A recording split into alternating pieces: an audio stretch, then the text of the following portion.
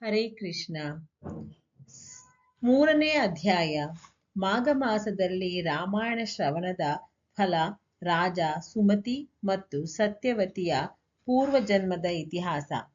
ಸನತ್ ಕುಮಾರರು ಹೇಳಿದರು, ಬ್ರಹ್ಮರ್ಷಿ ನಾರದರೆ, ತಾವು ಈ ಅದ್ಭುತ ಇತಿಹಾಸವನ್ನು ಹೇಳಿರುವಿರಿ. ಈಗ ರಾಮಾಯಣದ ಮಹಾತ್ಮೆಯನ್ನು ಪುನಃ ವಿಸ್ತಾರಪೂರ್ವಕ ವರ್ಣಿಸಿರಿ. ಈಗ ಕೃಪೆಯಿಟ್ಟು ಬೇರೆ ಮಾಸದ ಮಹಾತ್ಮೆಯನ್ನು ತಿಳಿಸಿರಿ. ಮುನಿಯೇ, ತಮ್ಮ ವಚನಾಮೃತದಿಂದ ಯಾರಿಗೆ ತಾನೇ ಸಂತೋಷವಾಗಲಾರದು. ನಾರದರು ಹೇಳಿದರು, ಮಹಾತ್ಮರೇ, ನೀವೆಲ್ಲರೂ ನಿಶ್ಚಯವಾಗಿ ಬಹಳ ಭಾಗ್ಯಶಾಲಿಗಳೂ ಕೃತಕೃತ್ಯರೂ ಆಗಿರುವಿರಿ. ಇದರಲ್ಲಿ ಸಂಶಯವೇ ಇಲ್ಲ. ಏಕೆಂದರೆ ನೀವು ಭಕ್ತಿಭಾವದಿಂದ ಭಗವಾನ್ ಶ್ರೀರಾಮನ ಮಹಿಮೆಯನ್ನು ಕೇಳಲು ಉದ್ಯುಕ್ತರಾಗಿರುವಿರಿ. ಭಗವಾನ್ ಶ್ರೀರಾಮನ ಮಹಾತ್ಮೆಯಿಂದ ಶ್ರವಣವು ಪುಣ್ಯಾತ್ಮ ಪುರುಷರಿಗೆ ಪರಮ ದುರ್ಲಭವೆಂದು ಬ್ರಹ್ಮವಾದಿ ಮುನಿಗಳು ತಿಳಿಸಿರುವರು. ಮಹರ್ಷಿಗಳೇ, ಈಗ ನೀವು ಒಂದು ವಿಚಿತ್ರ ಪುರಾತನ ಇತಿಹಾಸವನ್ನು ಕೇಳಿರಿ. ಅದು ಸಮಸ್ತ ಪಾಪಗಳನ್ನು ನಿವಾರಿಸಿ ಎಲ್ಲ ರೋಗಗಳನ್ನು ನಾಶ ಮಾಡುತ್ತದೆ. ಹಿಂದೆ ದ್ವಾಪರದಲ್ಲಿ ಸುಮತಿ ಎಂಬ ಪ್ರಸಿದ್ಧ ಒಬ್ಬ ರಾಜನಾಗಿ ಹೋಗಿರುವನು. ಅವನು ಚಂದ್ರವಂಶದಲ್ಲಿ ಹುಟ್ಟಿದ್ದು ಶ್ರೀ ಸಂಪನ್ನ ಮತ್ತು 7 ದ್ವೀಪಗಳಿಗೂ ಏಕಮಾತ್ರ ಸಾಮ್ರಾಟನಾಗಿದ್ದನು. ಅವನ ಮನಸ್ಸು ಸದಾ ಧರ್ಮದಲ್ಲೇ ತೊಡಗಿದ್ದು ಸತ್ಯವಾದಿ ಹಾಗೂ ಎಲ್ಲ ಪ್ರಕಾರದ ಸಂಪತ್ತುಗಳಿಂದ ಸುಶೋಭಿತನಾಗಿದ್ದನು. ಯಾವಾಗಲೂ ಶ್ರೀರಾಮನ ಕಥೆಯನ್ನು ಸೇವಿಸುತ್ತಾ ಶ್ರೀರಾಮನ ಆರಾಧನೆಯಲ್ಲೇ ಪರಾಯಣನಾಗಿದ್ದನು.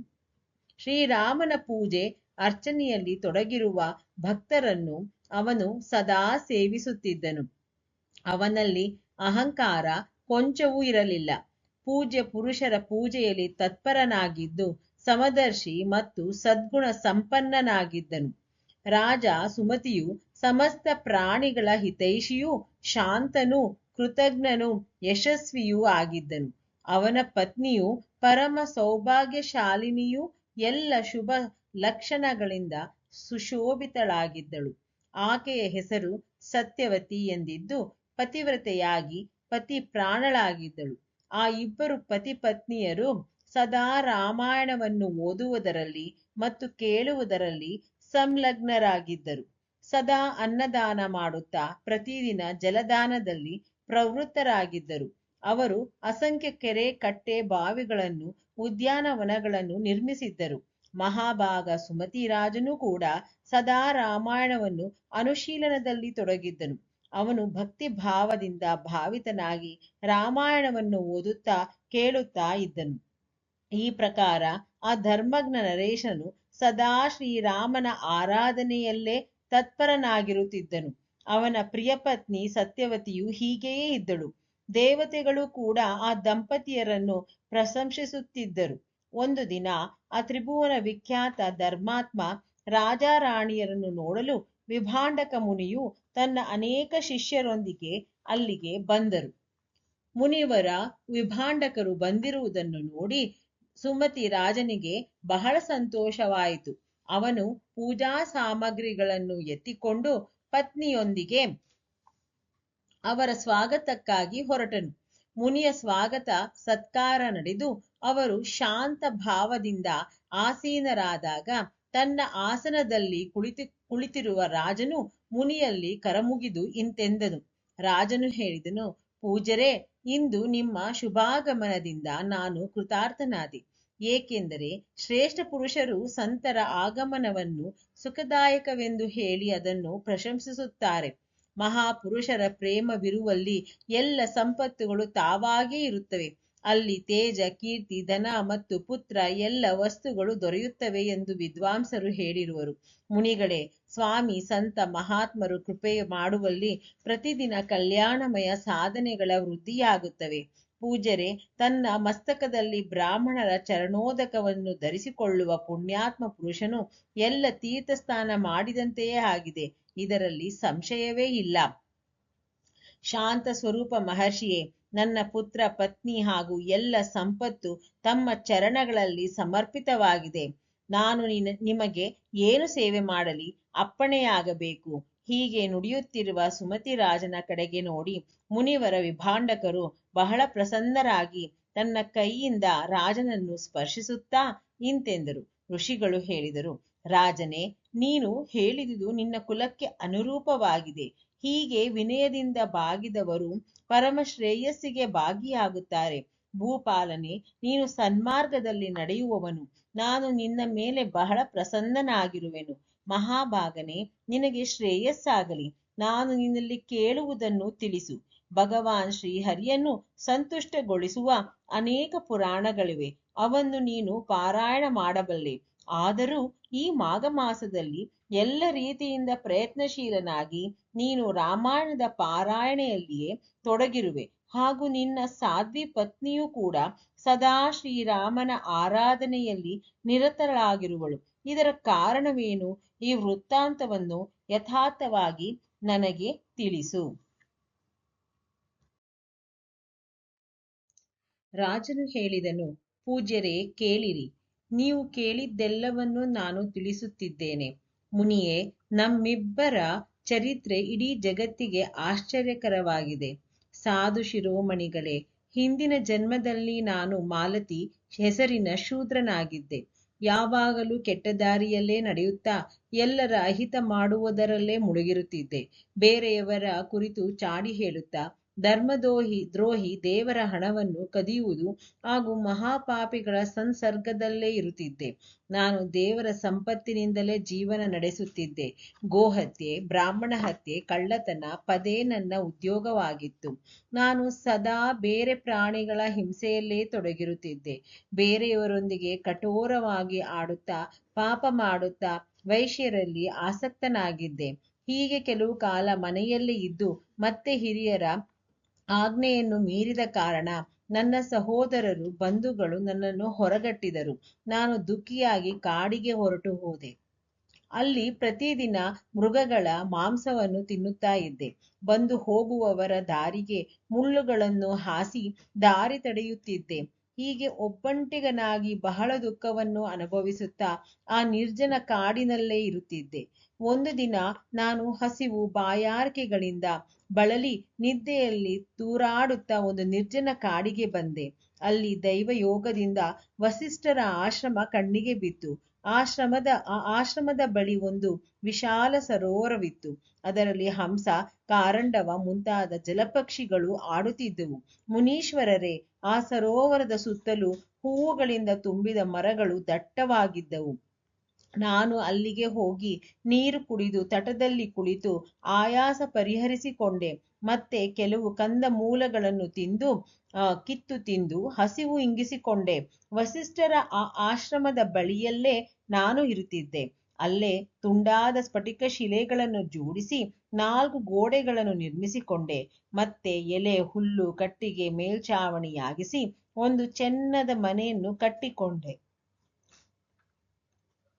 ಅದೇ ಮನೆಯಲ್ಲಿ ಇದ್ದು ಬೇಡರ ವೃತ್ತಿಯನ್ನು ಆಶ್ರಯಿಸಿ ನಾನಾ ರೀತಿಯ ಪ್ರಾಣಿಗಳನ್ನು ಕೊಂದು ಅದರಿಂದ 20 ವರ್ಷ ಜೀವನ ನಡೆಸಿದೆ. ಅನಂತರ ನನ್ನ ಈ ಪತ್ನಿಯು ಅಲ್ಲಿಗೆ ನನ್ನ ಬಳಿಗೆ ಬಂದಳು. ಹಿಂದಿನ ಜನ್ಮದಲ್ಲಿ ಈಕೆಯು ವಿಂಧ್ಯ ಪ್ರದೇಶದಲ್ಲಿ ಬೇಡರ ಕನ್ಯೆಯಾಗಿ ಹುಟ್ಟಿದ್ದಳು. ಈಕೆಯ ಹೆಸರು ಕಾಳಿ ಎಂದಿತ್ತು. ಅವಳ ಸಹೋದರರು ಬಂಧುಗಳು ಈಕೆಯನ್ನು ತ್ಯಜಿಸಿದ್ದರು.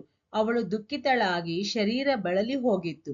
ವಿಪ್ರೋತ್ತಮರೇ, ಹಸಿವು ಬಾಯಾರಿಕೆಯಿಂದ ಪೀಡಿತಳಾಗಿ ಹೊಟ್ಟೆ ಹೊರೆಯುವುದು ಹೇಗೆ ಎಂದು ಯೋಚಿಸುತ್ತಿದ್ದಳು.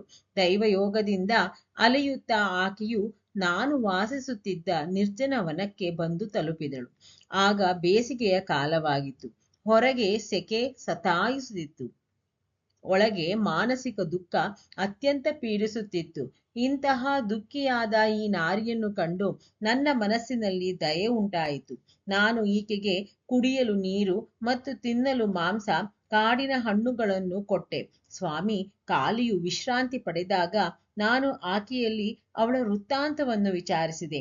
ಮಹಾಮುನಿಗಳೇ, ನಾನು ಕೇಳಿದಾಗ ಆಕೆಯು ತನ್ನ ಜನ್ಮ ಕರ್ಮಗಳನ್ನು ತಿಳಿಸುವುದನ್ನು ಕೇಳಿರಿ. ಆಕೆಯ ಹೆಸರು ಕಾಳಿ ಎಂದಿದ್ದು. ಆಕೆಯು ನಿಷಾದ ಕುಲದ ಕನ್ಯೆಯಾಗಿದ್ದಳು. ವಿದ್ವಾಂಸರೇ, ಆಕೆಯ ತಂದೆಯ ಹೆಸರು ದಾಂಬಿಕಾ ಎಂದಿತ್ತು. ಈಕೆಯು ಅವನ ಮಗಳಾಗಿದ್ದು ವಿಂಧ್ಯ ಪರ್ವತದಲ್ಲಿ ವಾಸಿಸುತ್ತಿದ್ದಳು.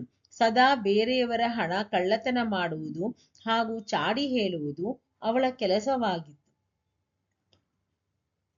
ಒಂದು ದಿನ ಆಕೆಯು ತನ್ನ ಪತಿಯನ್ನು ಕೊಂದು ಬಿಟ್ಟಳು. ಇದರಿಂದ ಮನೆಯವರು ಇವಳನ್ನು ಮನೆಯಿಂದ ಹೊರಹಾಕಿದರು. ವಿಪ್ರರೇ, ಈ ರೀತಿ ಅಲೆಯುತ್ತಾ ದುರ್ಗಮವೂ ನಿರ್ಜನವೂ ಆದ ವನದಲ್ಲಿ ನನ್ನ ಬಳಿಗೆ ಬಂದಳು. ಅವಳು ತನ್ನ ಎಲ್ಲ ವೃತ್ತಾಂತವನ್ನು ಹೀಗೆ ನನ್ನಲ್ಲಿ ಹೇಳಿದ್ದಳು. ಮುನಿಯೇ, ಆಗ ವಸಿಷ್ಠರ ಆ ಪವಿತ್ರ ಆಶ್ರಮದ ಬಳಿಯಲ್ಲಿಯೇ ನಾನು ಮತ್ತು ಕಾಲಿ ಪತಿಪತ್ನಿಯರಾಗಿ ಇರುತ್ತಾ ಮಾಂಸಾಹಾರದಿಂದ ಜೀವನ ನಡೆಸುತ್ತಿದ್ದೆವು. ಒಂದು ದಿನ ನಾವಿಬ್ಬರು ಜೀವನ ನಿರ್ವಾಹಕ್ಕಾಗಿ ಅಲ್ಲೇ ಇರುವ ವಸಿಷ್ಠರ ಆಶ್ರಮಕ್ಕೆ ಹೋದೆವು. ಮಹಾತ್ಮರೇ, ಅಲ್ಲಿ ದೇವರ್ಷಿಗಳ ಸಮಾಜ ಸೇರಿತ್ತು. ಅದನ್ನು ನೋಡಿ ನಾವು ಆ ಕಡೆ ಹೋದೆವು. ಅಲ್ಲಿ ಮಾಘ ಮಾಸದಲ್ಲಿ ಪ್ರತಿದಿನ ಬ್ರಾಹ್ಮಣರು ರಾಮಾಯಣದ ಪಾರಾಯಣ ಮಾಡುತ್ತಿದ್ದರು. ಆಗ ನಾವು ನಿರಾಹಾರಿಯಾಗಿದ್ದೆವು ಹಾಗೂ ಪುರುಷಾರ್ಥ ಮಾಡಲು ಸಮರ್ಥರಾಗಿದ್ದರೂ ಹಸಿವು ಬಾಯಾರಿಕೆಗಳಿಂದ ಕಷ್ಟಪಡುತ್ತಿದ್ದೆವು. ಆದ್ದರಿಂದ ಇಷ್ಟವಿಲ್ಲದಿದ್ದರೂ ವಸಿಷ್ಠರ ಆಶ್ರಮಕ್ಕೆ ಹೋಗಿದ್ದೆವು. ಮತ್ತೆ 9 ದಿನವೂ ಭಕ್ತಿಪೂರ್ವಕ ರಾಮಾಯಣದ ಕತೆ ಕೇಳಲು ನಾವು ಅಲ್ಲಿಗೆ ಹೋಗುತ್ತಾ ಇದ್ದೆವು. ಮುನಿಗಳೇ, ಆಗಲೇ ನಾವಿಬ್ಬರು ಮೃತ್ಯುಮುಖರಾದೆವು. ನಮ್ಮ ಆ ಕರ್ಮದಿಂದ ಭಗವಾನ್ ಮಧುಸೂದನನ ಮನಸ್ಸು ಪ್ರಸನ್ನವಾಗಿತ್ತು. ಆದ್ದರಿಂದ ಅವನು ನಮ್ಮನ್ನು ಕರೆದುಕೊಂಡು ಹೋಗಲು ದೂತರನ್ನು ಕಳಿಸಿದನು. ಆ ದೂತರು ನಮ್ಮಿಬ್ಬರನ್ನು ವಿಮಾನದಲ್ಲಿ ಕುಳ್ಳಿರಿಸಿ ಭಗವಂತನ ಪರಮ ಪದಕ್ಕೆ ಕೊಂಡು ಹೋದರು. ನಾವಿಬ್ಬರು ದೇವಾಧಿದೇವ ಚಕ್ರಪಾಣಿಯ ಹತ್ತಿರಕ್ಕೆ ತಲುಪಿದೆವು. ಅಲ್ಲಿ ನಾವು ಅನೇಕ ದಿವ್ಯ ಭೋಗಗಳನ್ನು ಅನುಭವಿಸುತ್ತಾ ಕೋಟಿ ಸಾವಿರ ಯುಗಗಳವರೆಗೆ ಶ್ರೀರಾಮಧಾಮದಲ್ಲಿ ವಾಸಿಸಿ ನಾವು ಬ್ರಹ್ಮಲೋಕಕ್ಕೆ ಹೋದೆವು. ಅಲ್ಲಿಯೂ ಅಷ್ಟೇ ಸಮಯ ಇದ್ದು ನಾವು ಇಂದ್ರಲೋಕಕ್ಕೆ ಹೋದೆವು. ಮುನಿಶ್ರೇಷ್ಠರೇ, ಇಂದ್ರಲೋಕದಲ್ಲಿಯೂ ಅಷ್ಟೇ ಸಮಯ ಪರಮ ಉತ್ತಮ ಭೋಗಗಳನ್ನು ಭೋಗಿಸಿದ ಬಳಿಕ ನಾವು ಕ್ರಮವಾಗಿ ಈ ಭೂಲೋಕಕ್ಕೆ ಬಂದೆವು. ಇಲ್ಲಿಯೂ ಕೂಡ ರಾಮಾಯಣದ ಪ್ರಸಾದದಿಂದ ನಮಗೆಲ್ಲ ಅತುಲ ಸಂಪತ್ತು ಪ್ರಾಪ್ತವಾಗಿದೆ. ಮುನಿಗಳೇ, ಇಚ್ಛೆ ಇಲ್ಲದೆ ರಾಮಾಯಣವನ್ನು ಶ್ರವಣಿಸಿದರೂ ನಮಗೆ ಇಂತಹ ಫಲಪ್ರಾಪ್ತವಾಯಿತು. ಧರ್ಮಾತ್ಮರೇ, 9 ದಿನಗಳವರೆಗೆ ಭಕ್ತಿ ಭಾವದಿಂದ ರಾಮಾಯಣದ ಅಮೃತಮಯ ಕತೆ ಕೇಳಿದರೆ ಅದು ಜನ್ಮ ಮೃತ್ಯುವನ್ನು ನಾಶ ಮಾಡುವಂತಹದ್ದು. ವಿಪ್ರವರ್ಯರೇ, ವಿವಶವಾಗಿ ರಾಮಾಯಣ ಕೇಳಿದರೂ ಅದರ ಪ್ರಸಾದದಿಂದ ಪರಮ ಮಹತ್ ಫಲ ದೊರೆಯುವುದು. ನಾರದರು ಹೇಳಿದರು. ಇದೆಲ್ಲವನ್ನು ಕೇಳಿ ಮುನೀಶ್ವರ ವಿಭಾಂಡಕರು ರಾಜ ಸುಮತಿಯನ್ನು ಅಭಿನಂದಿಸಿ ತಮ್ಮ ತಪೋವನಕ್ಕೆ ತೆರಳಿದರು. ವಿಪ್ರವರ್ಯರೇ, ಆದ್ದರಿಂದ ನೀವು ದೇವಾದಿದೇವ ಚಕ್ರಪಾಣಿ ಭಗವಾನ್ ಶ್ರೀಹರಿಯ ಕತೆ ಕೇಳಿರಿ.